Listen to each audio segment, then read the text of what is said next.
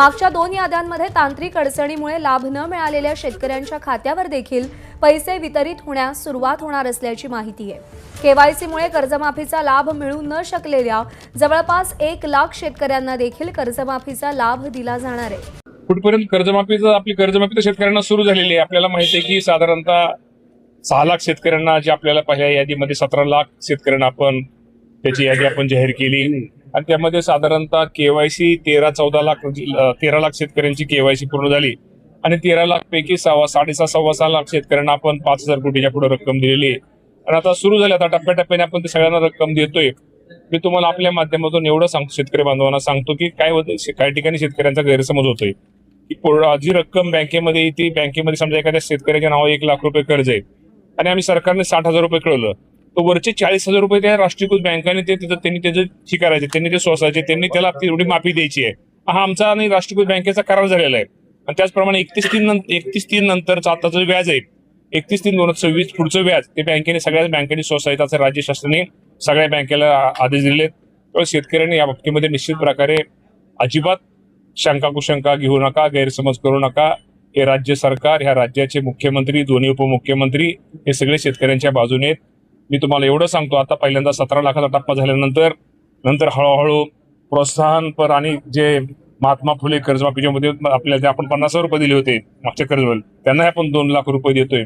साधारणतः या राज्यातल्या 56 लाख शेतकऱ्यांना 40,885 कोटी रुपयाची मदत, कुठलीही निवडणूक डोळ्यासमोर नसताना सुद्धा राज्याच्या मुख्यमंत्र्यांनी, दोन्ही उपमुख्यमंत्री हा निर्णय घेतला। त्याबद्दल एक कृषी मंत्री म्हणण्यापेक्षा एक शेतकऱ्याचा मुलगा म्हणून मी त्यांचे आभार मानतो आणि शेतकऱ्यांनी काळजी करू नका, आपोआप याद्या बाहेर आपल्या याद्या येतील। ज्याप्रमाणे कागद आपले अपलोड कागद किंवा योग्य कागद जे पूर्ण कागद होतील त्याप्रमाणे ही यादी दिवसेंदिवस जाहीर होईल। आता 2 दिवसापासून ते सुरू होईल, त्यामुळे काही काळजी करू नये।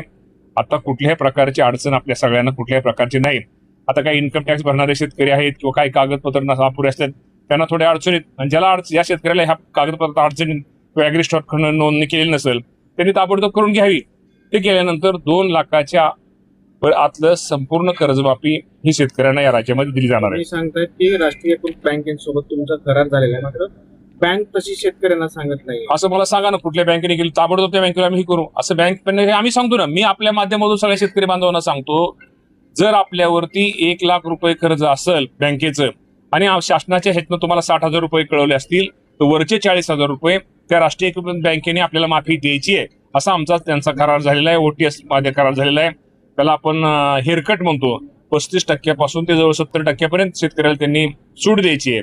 त्यामुळे निश्चित प्रकारे शेतकऱ्यांना या बाबतीमध्ये सरकारने शेतकऱ्यांच्या हिताचे दृष्टीने निर्णय घेतलेले आहेत, त्यामुळे अजिबात शेतकऱ्यांनी काळजी करू नये। शेतकऱ्यांची कुठेतरी नाराजी दिसते, पीक विमा यावर्षी शेतकऱ्यांनी खूप कमी भरला। पीक विम्याच्या बाबतीमध्ये नाराजी नाही, पीक विमा जो झाला 90%च्या 87-88% झाला खूप कमी पीक विमा। हो का, शेवटी आपल्याला काही गोष्टीमध्ये जुने अनुभव आपल्याला सगळे ऐका ना, जुने अनुभव आपल्याला माहिती। आता हे पीक कापणी प्रयोग आपण हे ट्रिगर आपले पहिले कमी केलेत आणि मी म्हणतो जरी कुठं शेतकरी अडचण आम्ही शेवटी शासन मदत करतच ना, कुठल्या ना कुठल्या मार्गाने शासन मदत करतं। यावर्षी ट्रिगर कमी केले, त्यामुळे प्रीमियम तुम्हाला माहिती आहे की कमी झालेलं आहे। त्यामुळे निश्चित प्रकारे या बाबतीमध्ये त्यांना अजूनही ज्या ठिकाणी पीक कापणी प्रयोग शेतकऱ्यांचं कुठं झालं तिथं आम्ही फेर तपासणी करण्याचा आदेश त्याला तसे आपल्या कलेक्टरांना दिलेले आहेत।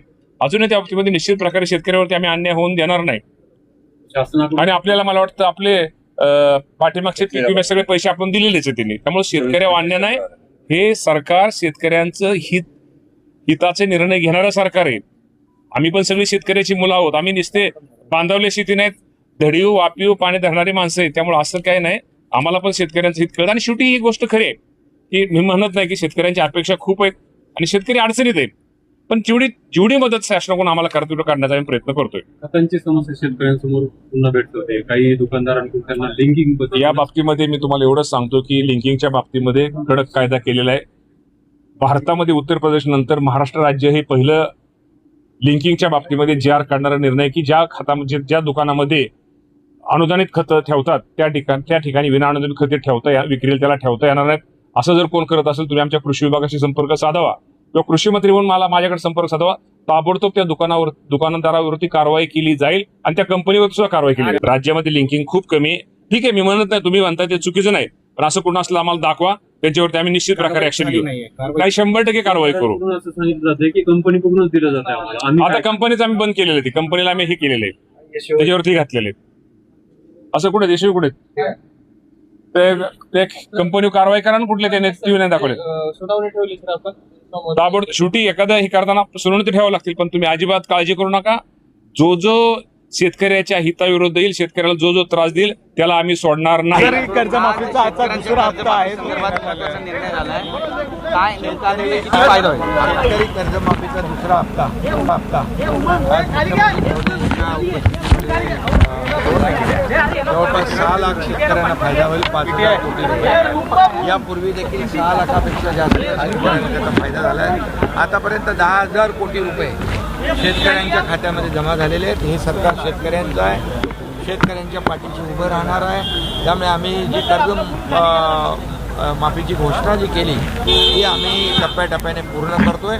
आम्ही दिलेला शब्द पाळणारं महायुती सरकार आहे आणि म्हणून आम्ही नेहमीच सांगतो की महाराष्ट्राच्या तिजोरीवर पहिला अधिकार बळीराजाचा आहे आणि म्हणून बळीराजाच्या मागं उभं राहण्याचं काम आमचं सरकार करतं. शेतकरी कर्जमाफीचे अत्यंत महत्त्वपूर्ण ही अपडेट आहे, कारण शेतकरी बांधवांच्या खात्यामध्ये कर्जमाफीची रक्कम कधी मिळणार हा प्रश्न शेतकरी बांधवांना वेळोवेळी सतवत होता. परंतु त्यांच्या कर्जमाफीला सुरुवात झाली आणि शेतकरी बांधवांच्या खात्यामध्ये पैसे यायला देखील सुरुवात झाली. परंतु अजूनही बहुतेक शेतकरी असे आहेत की त्यांच्या खात्यावरती अद्याप हा लाभ मिळालेला नाही आहे. त्यांची यादीसुद्धा प्रसिद्ध झाली नाही. आपल्याला माहितीच असेल की पहिली शेतकरी बांधवांची यादी प्रसिद्ध करण्यात आली होती, त्यामध्ये बहुतेक शेतकरी बांधवांची नाव वगळण्यात आलेली होती. त्यानंतर दुसरी यादी समाविष्ट करण्यात आली, यामध्ये जे शेतकरी बांधवांचे आधी नाव न होते त्यांना यामध्ये लाभ देण्यात आला.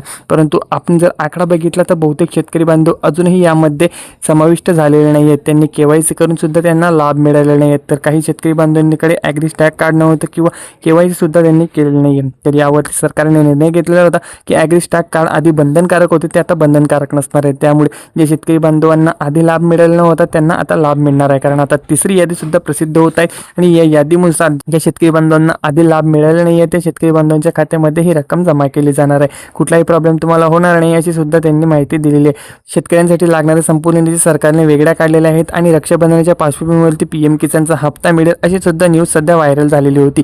PM किसानचा हप्ता शेतकरी बांधवांच्या खात्यावरती जमा करण्याचे ऑफिशियल अपडेट सध्या नाही आहे, कारण वेबसाईटवरती गेले असता त्यामध्ये काही अपडेट त्यांनी दिलेले नाही. परंतु PM किसानचा हप्ता मात्र रखडलेला आहे आणि तो शेतकरी बांधवांच्या खात्यामध्ये आजच्या दिवशी वाटपाच्या आधीच जाहीर करण्यात आलेलं होतं.